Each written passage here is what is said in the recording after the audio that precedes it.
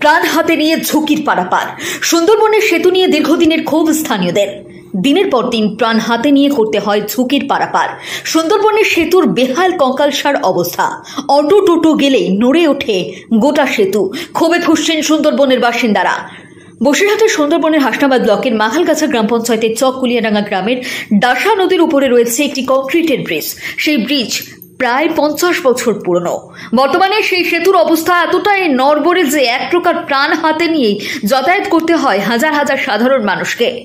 শহর টাকি ও হাসনাবাদ ব্লকের সঙ্গে সুন্দরবনের সন্দেশখালী 1 নম্বর ও মিনাখা ব্লকের সংযোগকারী এই সেতু খুবই গুরুত্বপূর্ণ।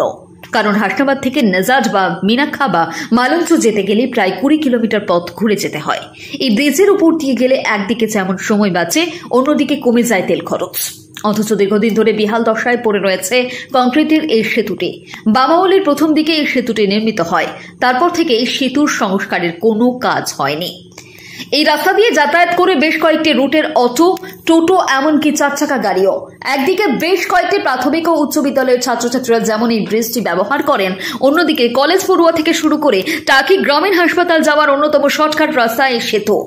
যার ফলে এই সেতুটিকে ঘিরে তাদের দৈনন্দিন জীবন নির্ভর করে এলাকার কয়েক হাজার মানুষ। 8 ফুট চওড়া ও 100 ফুট লম্বা এই ব্রিজে দুটি অটো পাশাপাশি যাতায়াত করতে পারে না। অন্যদিকে যাত্রী বোঝাই অটো বা টোটো ওই ব্রিজের উপর দিয়ে গেলে পুরো সেতুটি দুলে ওঠে। কোথাও বেরিয়ে রয়েছে লোহার রড, আবার কোথাও খসে পড়েছে চাঙর। আর ব্রিজের উপরে কংক্রিট বা পিচের রাস্তা কোনো বালাই নেই।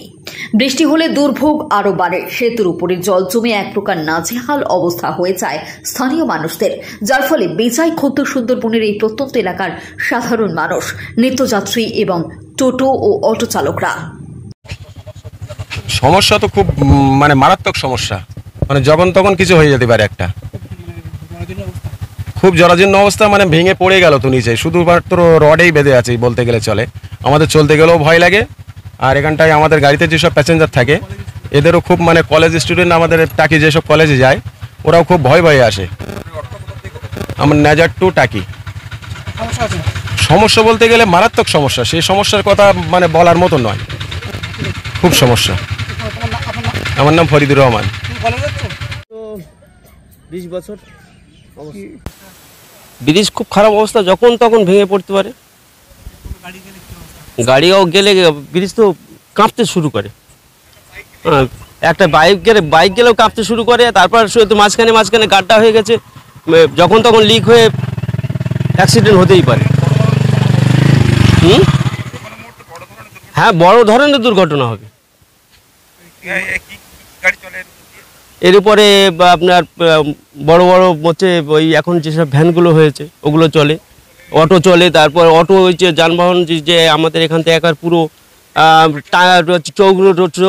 চৌরঙ্গির থেকে একেবারে পুরো নেজার যাচ্ছে প্যাসেঞ্জারি অটোগুলো। এ হয়েছে আপনার পুরো এদিক দিয়ে হাসনাবাদ, আর এদিক দিয়ে হচ্ছে আপনার ওই রাজাপুর। এর উপরে নির্ভরশীল ধরুন বুথ হচ্ছে কতগুলো, কয়েক হাজার তো বটেই। কয়েক হাজার। আমরা চাইছি ব্রিজটা যাতে হয় দ্রুত খুবই তাড়াতাড়ি ব্রিজটা যাতে হয়, হ্যাঁ, ইমিডিয়েট। আর শুধু তাই না, আমাদের এই স্কুল আছে 3-4খানা স্কুলে বাচ্চারা সব এই রেপের থেকে যাতায়াত করে। এখানে 5-6টা স্কুলে বাচ্চা যাতায়াত করে। রাজাপুরে যাচ্ছে, আমাদের এখানে তকিপুরে যাচ্ছে, হ্যাঁ, এরপর থেকে কলেজে যায়, সব এখান থেকে যাচ্ছে। অসুবিধা তো হচ্ছে, এই ব্রিজের মাঝে সব গর্ত হয়ে গেছে, জল জমে গিয়েছে, আমাদের প্রচুর অসুবিধা হচ্ছে যেতে।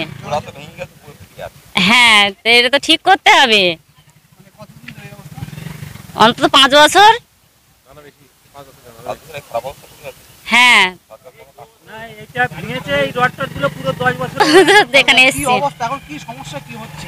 ব্রিজটা ঠিক করতে হবে। একটা গাড়ি গেলে আর একটা গাড়ি আসতে পারছে না, একটা মানুষ গেলেই। হ্যাঁ, গোড়ার অবস্থা তো খারাপ, ব্রিজ ঠিক করতে হবে। হ্যাঁ, ভয় তো লাগে, নেমে যেতে হয়, মাঝে জল জমে গেছে। এখন চাইছি এটা ঠিক করতে হবে। হাসনাবাদ পঞ্চায়েত সমিতির কার্যালয় থেকে মাত্র 4 কিলোমিটারের মধ্যে রয়েছে এই সেতু। দীর্ঘদিন স্থানীয় বাসিন্দারা বিষয়টি নিয়ে পঞ্চায়েত সমিতিতে জানালেও সে বিষয়ে কোনো কর্ণপাত করেননি বর্তমান পঞ্চায়েত সমিতির সভাপতি আমিরুল ইসলাম। সাংবাদিকদের করা প্রশ্নে তিনি বলেন, আপনারা বললেন তাই আমি বিষয়টি জানলাম। পঞ্চায়েত সমিতির তার নিজস্ব সংসদীয় এলাকায় সদস্য রয়েছে। গ্রামবাসীরা যদি সেই সদস্য বা দপ্তরের বিষয়টি জানতেন আমরা নিশ্চয়ই ব্যবস্থা নিতাম। তবে মানুষের যখন অসুবিধা হচ্ছে আমরা বিষয়টি খতিয়ে দেখব ও দ্রুত সংস্কারের ব্যবস্থা করব। যদিও বিষয়টি নিয়ে হাসনাবাদ পঞ্চায়েত সমিতির সহসভাপতি ইস্কিন্দার গাজী বলেন, সেতুটি দুর্বল আছে, বিষয়টি সঠিক আমরাও দেখেছি। সংশ্লিষ্ট দপ্তরকে আমরা একটি প্রস্তাব দিয়েছি, দ্রুত যাতে বৃষ্টির সংস্কারের কাজ শুরু হয় সেই চেষ্টা করব। দেখেন, চককুলিয়াডাঙ্গার ভিতরে আমার খুব বেশি যাওয়ার নেই। আপনি যখন বলছেন, আমরা তো পঞ্চায়েত সমিতি কী করি, যখন আমাদের ফান্ড আছে বিভিন্ন প্রকল্প কাজ করার জন্য 15, 5 বা অন্যান্য, তখন আমরা যে যার এলাকায় সংশোধিত নির্বাচিত প্রতিনিধি তাদের বলি তোমার এলাকায় কী আছে প্রপোজালটা দেন। এবার সেই প্রপোজাল নিশ্চয়ই আসেনি। আর আপনারা বলছেন সেখানে পাবলিক, আর আপনারা তো জানেন যে আমাদের মাননীয় মুখ্যমন্ত্রী সরাসরি মুখ্যমন্ত্রীকে বলেন। ওনারা যদি মুখ্যমন্ত্রীর দপ্তরেও জানাতেন তাহলে দপ্তর থেকে আমাদের ব্লকে জানাতেন, আমরা তদন্ত করে রিপোর্ট দিতাম যে এটা প্রয়োজন। তা এটাও ওই একই ঘটনা। এলাকার লোক যদি দপ্তরে অফিসে না জানায় বা সেখানকার যারা নির্বাচিত প্রতিনিধি প্রয়োজন না জানায়, আমি সভাপতি হিসেবে তো প্রত্যেক গ্রামে প্রত্যেক এলাকার খবর রাখতে পারি না। আমার তো যারা মেম্বার, আমার যারা সংগঠন আছে তাদের মাধ্যমে নেব। তা এটাও প্রথম শুনলাম, আপনারা বলছেন, আমি তদন্ত করে ব্রিজটা যাতে সুরক্ষিত হয় বা আবার নতুন করে সংস্কার হয় সেই ব্যবস্থা করব। দেখুন, এটা তো মাখালগাছা জিপির মধ্যে পড়ে হাসনাবাদ ব্লক, এবং সেতুটা দুর্বল আছে। আপনারা যেটা বলছেন এটা সঠিক, আমরাও দেখেছি এবং অলরেডি আমরা একটা প্রপোজালও গেছে আমাদের পক্ষ থেকে, এবং নিশ্চিতভাবে গভর্নমেন্ট এটা ভিজিট করে পরিদর্শন করে দেখে যাতে মানুষের যাতায়াতের সুবিধা হয় তার জন্য সেতুটা সংস্কার করবে। প্রাণ হাতে নিয়ে ঝুঁকির পারাপার। সুন্দরবনের সেতু নিয়ে দীর্ঘদিনের ক্ষোভ স্থানীয়দের। দিনের পর দিন প্রাণ হাতে নিয়ে করতে হয় ঝুঁকির পারাপার। সুন্দরবনের সেতুর বেহাল কঙ্কালসার অবস্থা। অটো টোটো গেলেই নড়ে ওঠে গোটা সেতু। ক্ষোভে ফুঁসছেন সুন্দরবনের বাসিন্দারা। বসিরহাটের সুন্দরবনের হাসনাবাদ ব্লকের মাখালগাছা গ্রাম পঞ্চায়েতের